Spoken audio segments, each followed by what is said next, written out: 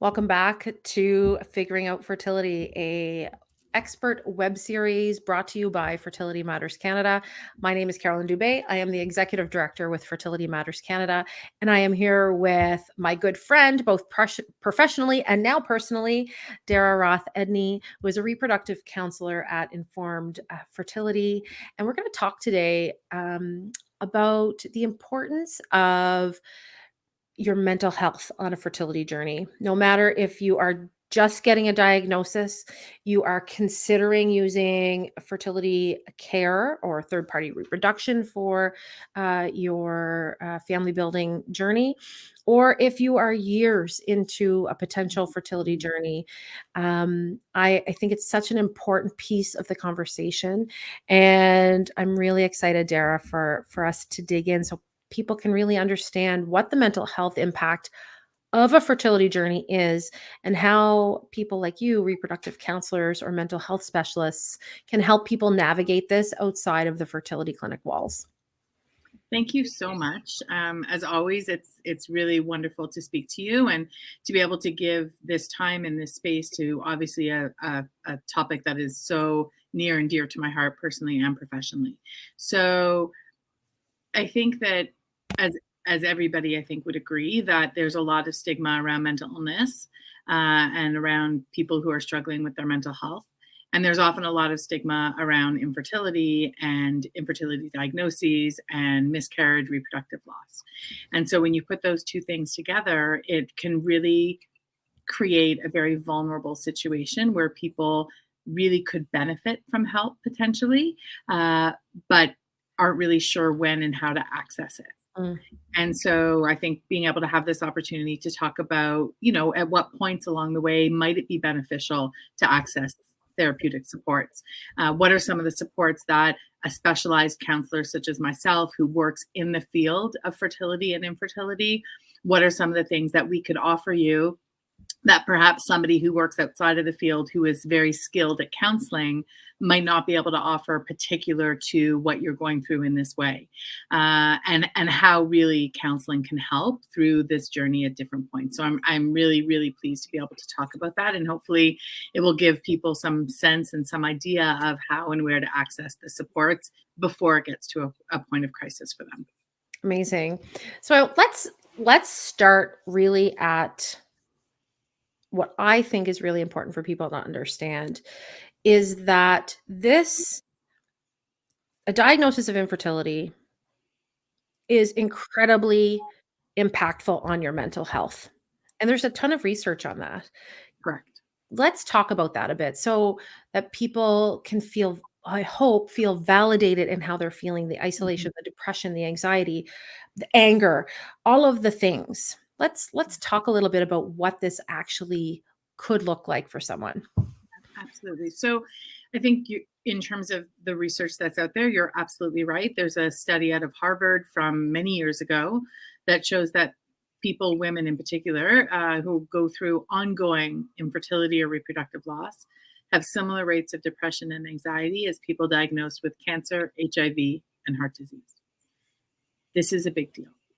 And I think, as you sort of intimated, people, they experience it as a big deal, but somehow cognitively they don't necessarily know it's a big deal. And what I mean by that is that I often have people who say to me, I don't know why I'm so upset. It's not like I'm dying, or some people have it so much worse. I often hear at first appointments, people say, I'm just not coping well. And I'm not suggesting that some people aren't coping well. Obviously, that's why people come for support. But when I dig into that, what comes up is they think they're not coping well because they're really sad, because they're crying a lot, because they have deep feelings, complicated feelings about loved ones who are having children. And so, when I say you're actually coping very normally to an extraordinary situation, it feels so hard because it really is so hard. And I think one of the things that I really would like to emphasize is that ongoing infertility can and often does cause anxiety and depression.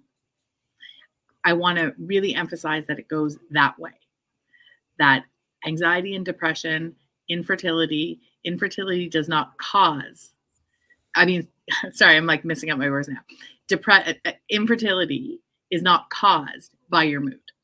So it Right. goes in the direction that infertility and ongoing loss is what can cause depression and Mm, anxiety. But the reason why you're not getting pregnant, the reason why if you are getting pregnant and you're having losses, it is not because of how you are feeling. mm, And that is a really huge thing that people often come to me with. And so I'm always taking an opportunity to point that out. And one of the things I say to people when they feel that way is if you're a hetero couple who had no reason to think you had any infertility issues, when you started trying, you probably weren't under incredible distress or anxiety about it. If you're a queer couple and you're at an age in your 20s, 30s, no concerns at all about your fertility, probably thought you would just go to the clinic, do an IUI with donor sperm, no problem at all. If you're single, right? So, mm. but yet somehow all of these people who, when they started, had no reason to have concerns about their fertility. And of course, if it was true that high degrees of stress and anxiety actually cause Mm, infertility, actually cause reproductive loss, nobody would get pregnant from rape. There'd be no unwanted pregnancies in the world at all. right. So, the reason why it's beneficial to manage your mental health through this process is because this process is so hard that anything you can do to make you able to tolerate it better means that you'll be able to do the things you need to do to get to the result that you want to get to. Mm, And so there's really, really good reasons to manage your mental health through this process, but it's not because it's directly linked to an outcome. It's because every single person who's listening to this today deserves not to feel as distressed as they feel. such good advice. So, for our viewers, if you're watching this, please know that how you're feeling is valid. And there are people in this country and outside of this country who you're able to connect with to talk through these things to give you the tools to better understand how you're feeling. And Dara, do you find that it helps when people understand sort of the root and where this is coming from, and or when they get a better understanding of their feelings, that they are better able to cope or manage how they're sort of following through their path? Mhm. I guess I'd say it's a few things. One is just what we're doing now, right now, validating and giving space for people to know that their feelings make sense, Mm. that there is no bad emotion or wrong emotion. They're feeling human feelings, and that will include sadness and grief and despair and hope and anxiety and jealousy and bitterness and anger and excitement and like all of the different things. That's why this is thought, people talk about this as a roller coaster. So I think to me, when people say, I don't want to feel like this anymore, how can I stop feeling like this? Or I don't want to feel that way about my sister, my best friend, my cousins, how do I stop that?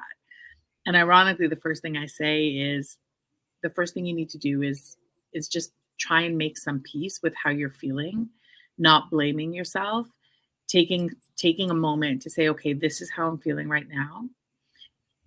Be be kind to yourself, give yourself some grace for feeling completely human feelings. And then once you've done that, that's when you can take that deep breath and start putting into practice some of the coping skills that hopefully the counselor that you're speaking to is able to work with you on, because counseling can be about a safe space to talk, to share your feelings. It can also be a space where your counselor is giving you very proactive and concrete advice and suggestions and guidance, coping skills, boundary building, development, anxiety reduction techniques, like really some very concrete exercises that you can take away that can really help you navigate some of the really painful and complicated parts of what you're going I would love for us to touch a little bit on boundaries. through. It's I see it. I can in our online support groups. We've got, I don't know, 12 or 13 at this point. And so often I see patients saying, I don't know how to set a boundary. Is this crossing a boundary? And what are the boundaries I actually should be setting for myself? Mhm, Can we mhm. talk a little bit about that? Absolutely. So the first thing that's really important to understand is people don't like it when you set boundaries.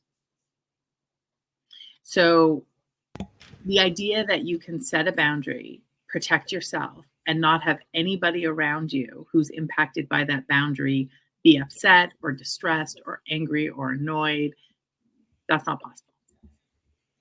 The idea of setting a boundary is to protect yourself. And the goal of it is to do so, hopefully, in a way that is, I would imagine, not unkind. But the point of the boundary is to protect yourself. So the idea then is that you are figuring out what you could manage and what you can't. And you are doing everything you can and putting things in place to protect that boundary. So people are going to try and push against that. And I would imagine for a lot of people that are listening here that the people who are pushing against their boundaries in this kind of area are really doing it from a place of love. Like they're not doing it from a place of maliciousness or anything sort of ill-intended.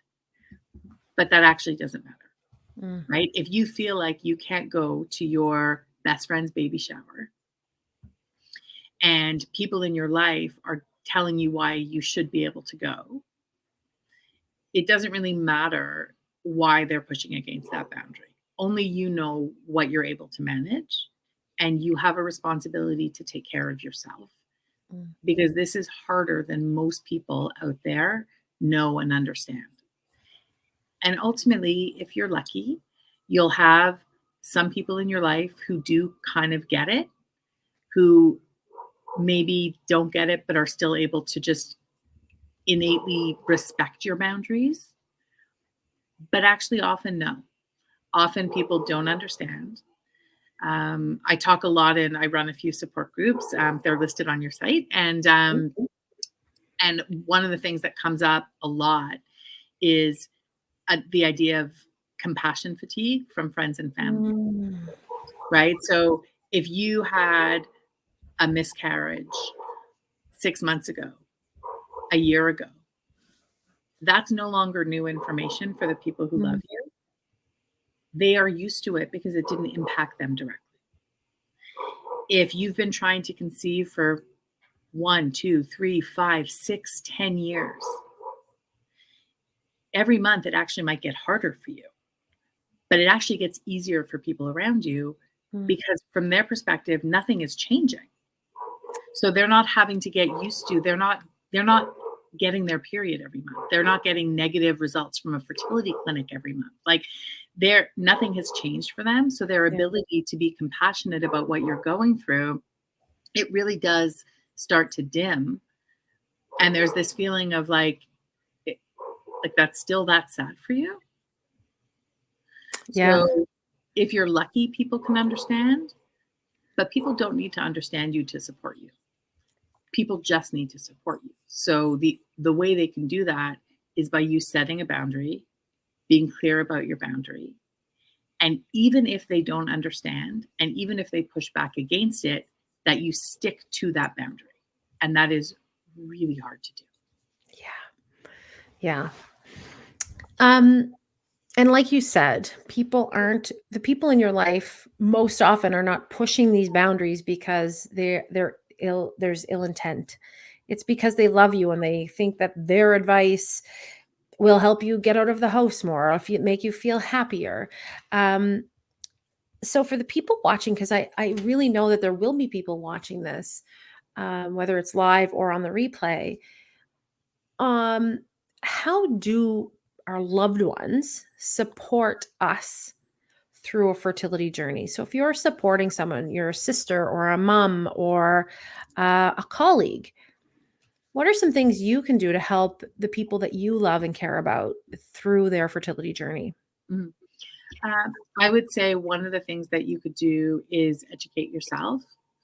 There's a lot of technical terms when people are going through fertility treatments. So even just spending a little bit of time learning about what is IVF, what are the side effects of some of the medications, how do people find egg donors, how do people find sperm donors, how do people find surrogates, what does ICSI mean, what does PGTA mean? There's a lot of acronyms, there's a lot of technical terms, and it can be really exhausting to explain this to everybody. So even just doing a little bit of research yourself to understand those things can be really beneficial. Ask the person that you love what you can do to be helpful. Believe them when they tell you a specific thing. If they say what I really need is to be left alone, believe them. Mm. And that's really hard because if somebody says, I just don't, please don't ask me what's going on. Mm. I get why that's hard because it feels like if you don't ask, then they think you don't care. And to be fair, people going through this are, because I went through this for many, many, many years, and what we want changes from day to day. And so it's hard to say to somebody, I don't want you to ask me about it, because then it's true that 2 months later, you might be like, I can't even believe she doesn't ask me about this. Mm-hmm. So, one of the things that you can do when you're checking in is say, I've been thinking about you. If you want to talk, I'm here for you. You could say, would you like to talk? Mm-hmm. So saying to somebody, hey, I know you were doing, I know you've got an IVF coming up. If you don't want to talk about it, let's talk about something else. But I wanted to put that out there for you that if you do want, so give them the opportunity to say, I don't want to talk about it. Give them the opportunity to say they do want to talk about it. Mm-hmm. And it's the same thing. I hear this from people all the time with invitations. People don't want to be left out of invitations for holiday dinners and baby showers. Mm-hmm. They also want an understanding that it may be difficult for them. They may not be able to attend. So being generous with your invites, saying to somebody, hey, I just wanted to let you know this thing is happening. If you can come, we would love it. If you can't come, totally understand. Yeah. I think that's so helpful to be on the other side, thinking back to my experience and in conversations with people who are going through this, feeling that it's okay, that there's an understanding on the other side, especially if you've been open a little bit with the people in your life that you are going through this fertility journey, to say, it's okay, and be understanding if they choose to not attend to something. I think that gives so much. I think it's very thoughtful of the person, but also it gives a bit of space for the person to feel like you actually are in their corner, or you're listening maybe, Yeah. and you're And trying to understand.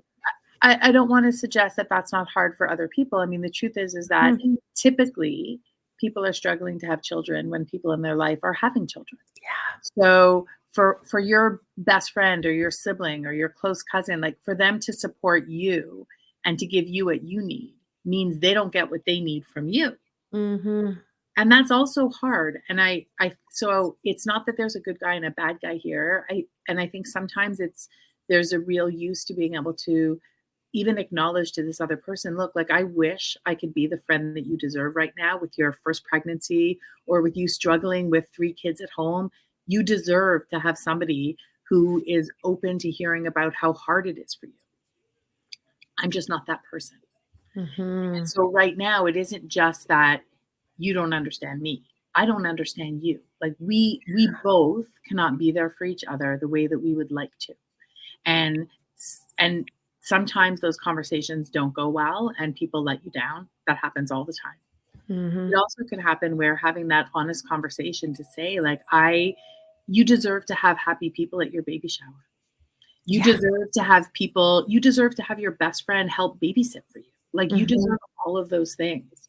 Just like I deserve what I deserve and what I need in my pain right now. And so to be able to have some compassion for yourself, for your friend, for your loved one, where hopefully you can recognize that you're just not able to be there for each other right now. And that hopefully there's enough love and trust that as things settle and over the years or over the months, if things get better, when things get better, that you're able to find your way back to each other. Yeah. And I wanted to just go back to something with the boundary that everything that we're talking about, everything is going to feel bad. Like there's nothing here that is going to make you feel okay. Not going to your best friend's baby shower, missing out on Easter morning or Christmas morning or Passover Seders, like all of those things feel bad. The question that is worth asking yourself is, what is going to feel worse? Because for a long time through this, people who are going through infertility, who are having losses, are putting the feelings of other people ahead of theirs, right? My mom will be so disappointed if I don't go. My best friend will be upset. I'll hurt my brother's feelings. I'll hurt my cousin's feelings. Everybody's expecting this, right? And so to be able to say, okay, if I go, people will be up. If I don't go, people will be upset. They will. Their feelings might get hurt. They might be upset. If I go, I will be upset.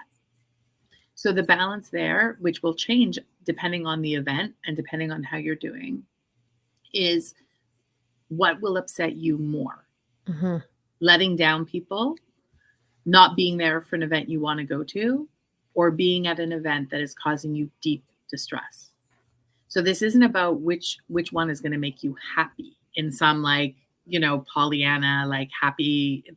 No, it's a lot about this is incredibly painful. And if you are able to reduce that pain in different stages and places and ways, the entire experience will be more manageable. Mm-hmm. So what can you do to reduce your distress? What can you do to manage some of this hardship? And sometimes that includes making a choice to not go somewhere, and it might make you sad that you're not there, but it doesn't make you as sad as if you went. Right.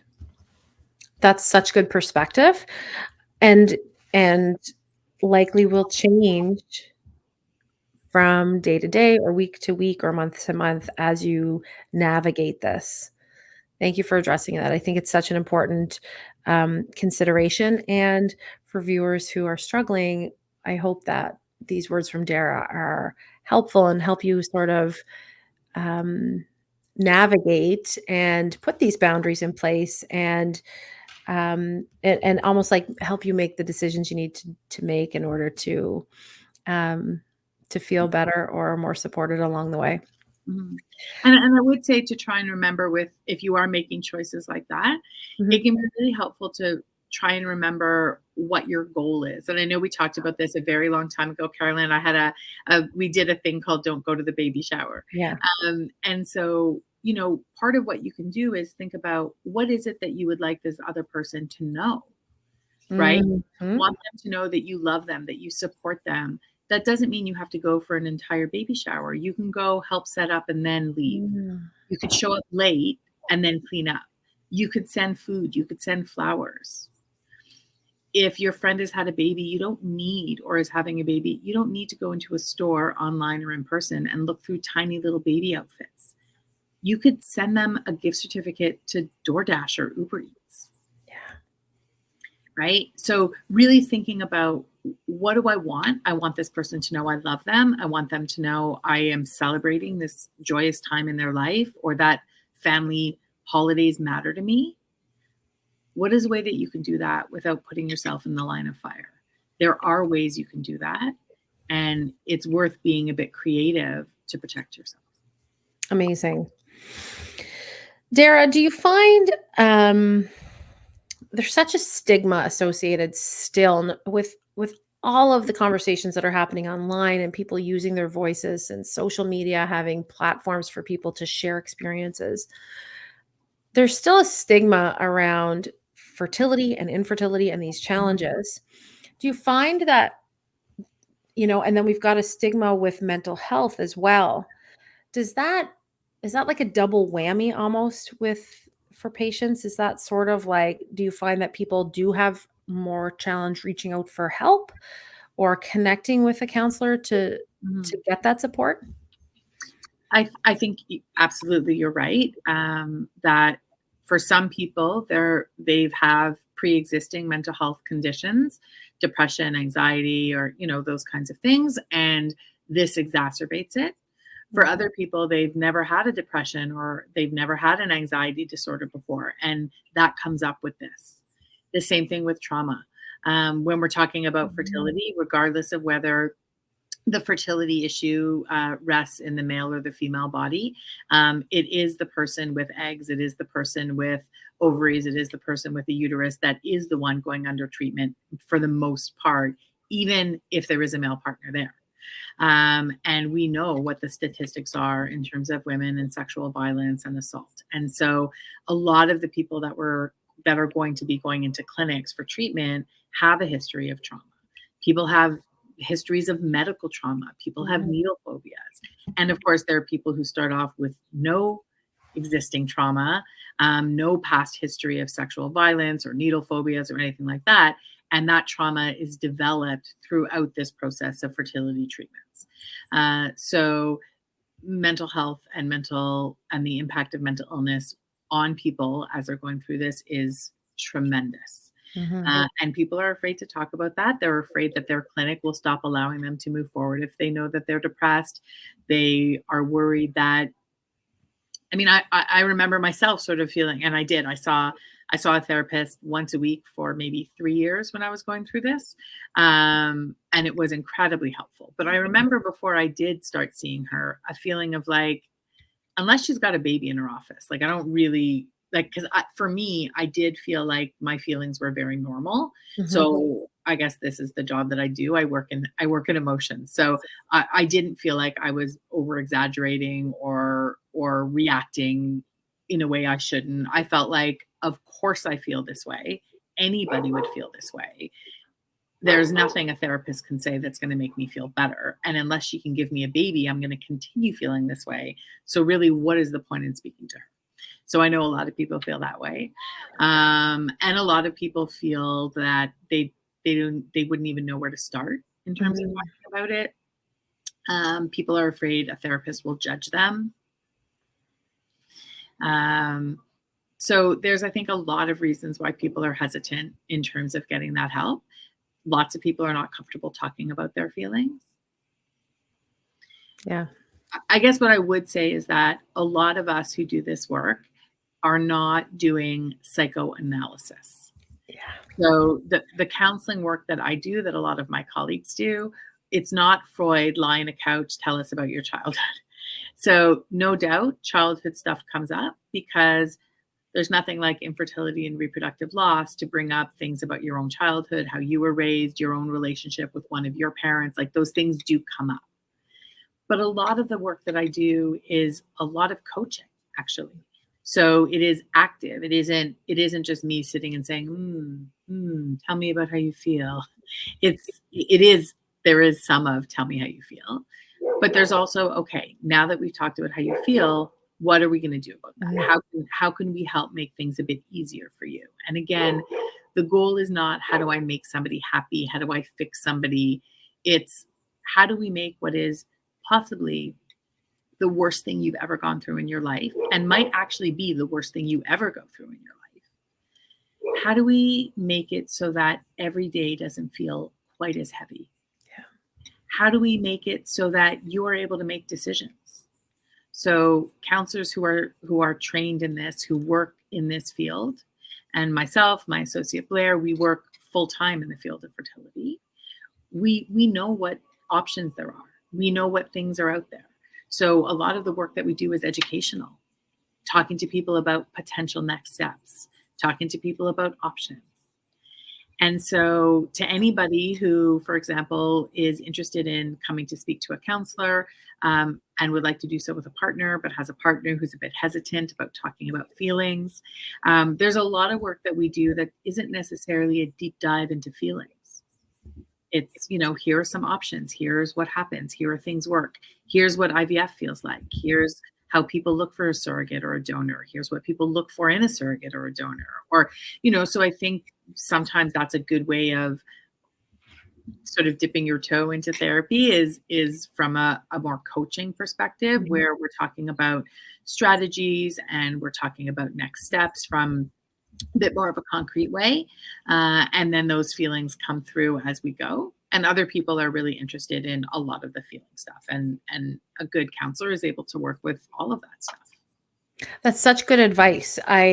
I do feel there could be a hesitation, or for those who do feel a hesitation, like they don't want to be psychoanalyzed, that this is opening up a whole toolbox of resources and guidance and coaching that can really help you navigate, um, because every day is different, and like you mentioned before, it is a roller coaster, and some days are going to be much better than others. So thank you for addressing that. I think that that's really important for people to hear, so that when they go into this or make the decision to, seek out a counselor to potentially work with, they have that in the back of their mind.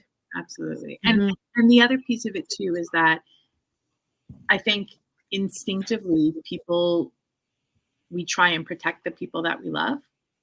And so because of that, the person who is undergoing treatment, the person whose body it is, who's experiencing pregnancy, they often don't share some of the things that are happening to them, not just with, let's say, friends or other family, but even with their own partner. And because they know their partner is gets upset when they're hurting. They know that their partner feels bad that they're the ones getting all the injections Mm. or painful biopsies. Um, when people are having reproductive losses and they are doing so at home where visually they are seeing and feeling unbelievably traumatic things potentially for weeks, they're often not sharing that with their partner because they feel like they don't see the point in traumatizing their partner Mhm. even more. So that's also another thing, sometimes just having a space to unburden yourself, where if you have I sort of think of it as like unloading, like you've got these images in your mind, like PTSD images that are replaying over and over and over again. And to be able to say to somebody, this is what it felt like, this is what I saw, this is what happened, and you could describe it in a way that you know that the person you're talking to is being impacted, of course, as a human being. Of course, I'm impacted when people describe that, but it doesn't impact me personally because they aren't my loved one. Yeah. So it's a really safe space to talk about how traumatic some of the things that have happened to you are. So you're not carrying those physical feelings, those visual memories, those sounds. You're not carrying those things alone, that you can kind of dissipate that a little bit by sharing that with somebody that offers you a safe space to do that in. Yeah, that's a great piece of advice. Amazing. So, if someone is looking to, work with someone, how do they do that? How would they find a therapist, or a counselor? And does it make a difference if that counselor has kinda got their own personal fertility story? Mhm. I mean, I think I'd say, yes and no. A lot of the people that find me, one of the things that they look for and that they really appreciate about me is that I went through my own very, very long journey. So for people who are watching who don't know, I went through, it was almost 6 years of infertility before I had my first daughter. We did numerous IUI cycles. We ultimately did 6 IVF cycles, 6 egg retrievals plus transfers. I had numerous surgeries. I had, all of the things, and eventually we had children through gestational surrogacy. So a lot of people find that quite helpful because I obviously have very firsthand, intimate knowledge Mhm. of infertility treatments, of I had one very early loss, of surrogacy, of all of the things, right? I know a lot about the ins and outs of all of the different things involved. So a lot of people really like that. I, you know, I when I was going through this, I couldn't find anybody who had any experience in this. And I did find somebody that I thought was a great fit for me who didn't have that. And there was a lot of stuff that she was very helpful to me with, Mm. but she wasn't able to help me with preparing for an IVF cycle because she didn't know what that was involved. She wasn't able to help me in terms of how to find a surrogate. She wasn't able to answer questions I had about whether I was at a good clinic or not, or Mm. should I get a second opinion or not. So she was able to help me, and she helped me a tremendous amount with a lot of my emotional stuff. She helped me with a bit of boundary building because that sort of crosses whatever topic it is. She was terrific. Often the people I see do have a therapist that they see regularly, and they see me for specific fertility related things to help them with next steps, to help them prepare for something. And other times people find that that I can fit the bill kind of for all the things and they're not seeing somebody else separately. I feel really strongly that along with skill and knowledge, you need to have a fit with a therapist. That Mhm. somebody might be the best, if there's a way to gauge what the best is, the best therapist out there. And if you don't like them, I when I was interviewing therapists, I met somebody who, I hope she's not listening. The entire wall, like periphery of the wall in her office, like all along the top of the wall near the ceiling, were porcelain dolls. I'm not even kidding, like all the way around. There must have been more than 100 porcelain dolls standing. Wow. And so I walked in the office and I was like, oh no. So This is not going to be a good fit. this is not going to be a good fit. And she might have been a wonderful therapist. So I think that there are definitely things that a reproductive counselor like myself, like my associate Blair, who works specifically in this field, who have experience with fertility and infertility, who have experience with loss, who are connected with clinics, who know who the doctors are, who know the differences between the different clinics, who know about the different egg donation programs, the different surrogacy programs, and who can really help with decision making, is an integral part of this process. But that doesn't mean that if somebody has a therapist they really like, that they have to get rid of that therapist, right? That this can be done in conjunction. Yeah, that's great advice. So Dara, as we're kind of wrapping up, what are your, number one, are we missing anything that you want to touch on? And then what are your sort of top 3 takeaways for people after today's session? I guess I'd say, and this is probably going to take another minute or two, because as you know from talking with me, Caroline, I don't say things quickly. That's okay. It's lovely. It's great. That I think I'd like to just take a minute and talk about where people can and might benefit from accessing therapy. Yes.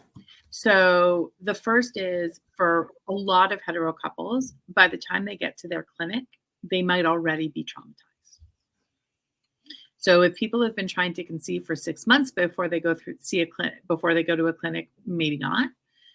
But if somebody has been trying to conceive for 2-3 years before they get to a clinic, if somebody has had 3 miscarriages before they get to a clinic. So I just want to say to people that you don't have to be in massive trauma before you access help. And that if you've been trying and you haven't been getting pregnant, if you've been getting pregnant and having losses, you can benefit from speaking to somebody about it. And if you aren't sure about the clinics, there are differences in clinics, right? And a reproductive counselor who works in your city might know what some of those differences are and might be able to help guide you in that way.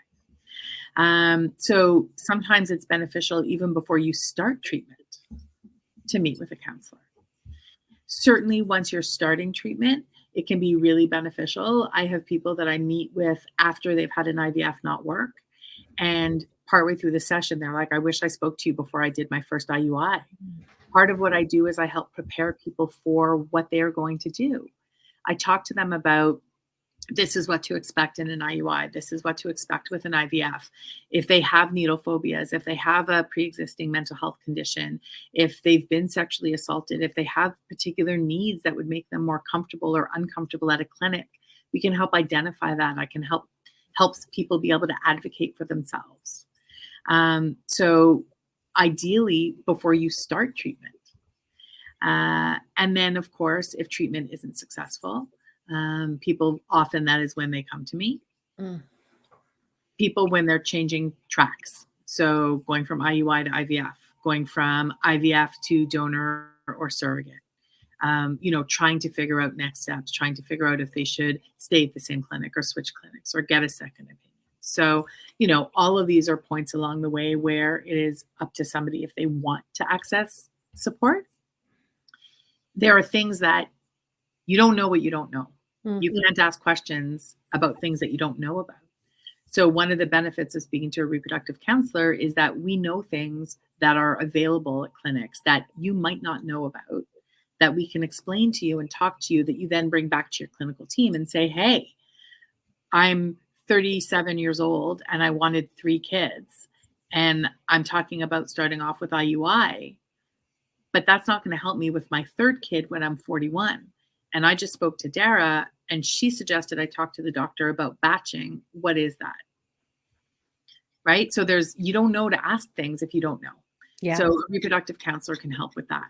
And then, of course, there's counseling that is required by clinics. So some clinics require counseling in advance of egg freezing and IVF. And all the clinics require it in advance of a donor or surrogate cycle. Some also require it with co-parenting arrangements. So those are the ones that are required. And obviously the sooner rather than later, because when people call and say my surrogate transfer is next week, that's too late to do, to do this. The idea is that those things are happening in enough time that you could then take the learnings from the appointment and put them into place with then when you're choosing your donor, when you're choosing surrogate agencies like that. The goal of these sessions is to be helpful.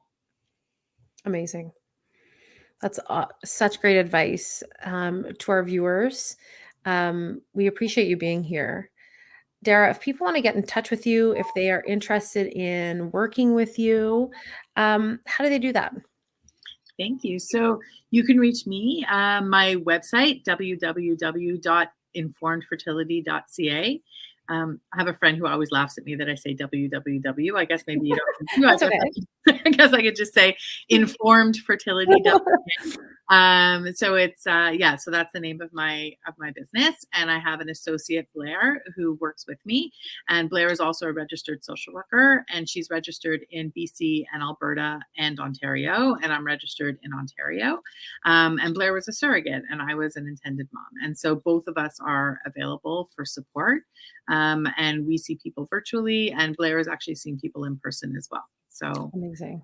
yeah, Amazing. absolutely. And I do have those support groups. So I run a few support groups. So we have a primary infertility support group for people who are not currently pregnant and who do not have children. Blair in May is starting a secondary infertility support group for people who have one or more children and who are not currently pregnant, struggling to have an additional child.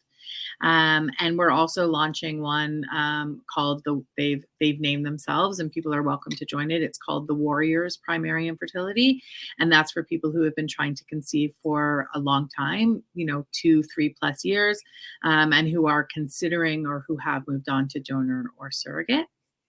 Amazing.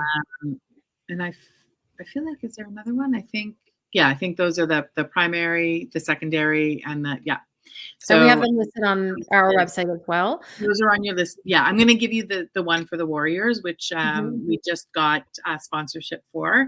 Awesome. So it's amazing. So it's free for people to join the groups, and they run once a month for 90 minutes. So 2 of them are listed. The primary and secondary are listed, and I'm going to send you the information for the Warriors as well. Great. So you can find that information on fertilitymatters.ca. Dara, thank you so much for your time and your care and compassion, as always, for the patients that you work with and the patients that you're helping to support and educate through series like these. This has been another episode of Figuring Out Fertility. It is Canadian Fertility Awareness Week 2023. And just a reminder, Fertility Matters Canada is a registered Canadian charity. So if you have the ability to donate to our cause, you can find out how to do that by visiting our website at fertilitymatters.ca. We are able to continue our mission and vision and to bring more informational sessions like this to you because of your generous donations.